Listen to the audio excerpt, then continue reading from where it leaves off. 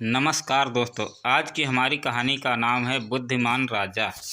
एक नगर में एक राजा राज्य करता था। राजा बहुत ही बुद्धिमान और होशियार था।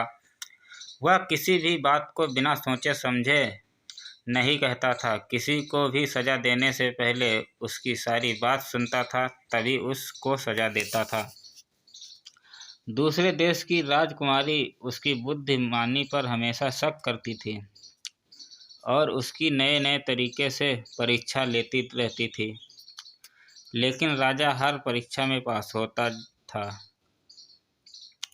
और अपने दरबारियों को यह साबित कर देता था कि वह एक योग्य राजा है। एक दिन राजकुमारी राजा की बुद्धिमानी की परीक्षा लेने के लिए आई। उसने तो अपने दोनों हाथों में फूलों की माला ली। एक फूल की माला असली थी और दूसरी कागज के फूलों की थी, पर दोनों देखने में एकदम असली लगती थी। उन्हें कोई भी देखकर यह नहीं बता सकता था कि यह नकली फूलों की माला है और यह असली। राजकुमारी राजा के पास आई और बोली, बताओ राजा, इसमें से असली फूलों की माला कौन सी है?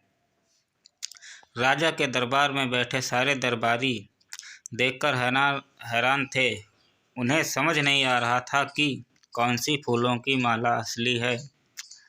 राजा भी जब अपनी आँखों से देख देख कर परेशान हो गया, तो उसने अपने सेवक को आदेश दिया कि वह बगीचे वाली खिड़की खोल दे। जब सेवक ने बगीचे की खिड़की खोल दी तो बगीचे में से मधुमक्खियाँ असली फूलों की माला की तरफ आने लगी और राजा ने बता दिया कि यह असली फूलों की माला है।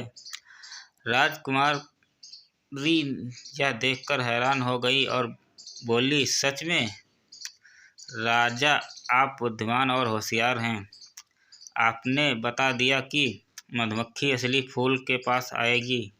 वही असली है, क्योंकि मधुमक्खी नकली फूलों पर कभी नहीं बैठती। राजा के दरबार में बैठे सारे दरबारी राजा की बुद्धिमानी की प्रशंसा करने लगे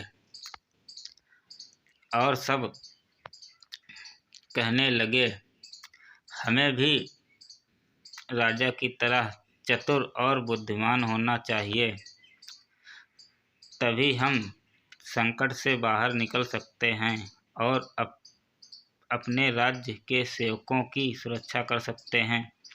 अगर राजा बुद्धिमान हो तो वह नगर की अच्छी तरह से देखभाल कर सकता है, अपनी परेशानी को भी दूर कर सकता है। राजा ने यह काम बहुत अच्छी तरह से किया था, जिसके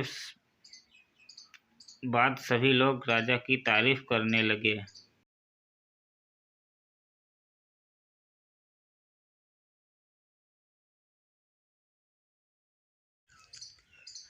आपको ये कहानी कैसी लगी, नीचे कमेंट करके हमें ज़रूर बताइएगा। अगर आपको ये कहानी पसंद आई हो तो अपने दोस्तों के साथ ज़रूर शेयर करें और ऐसी ही प्यारी कहानियों सुनने के लिए हमारे YouTube चैनल से जुड़ें। धन्यवाद।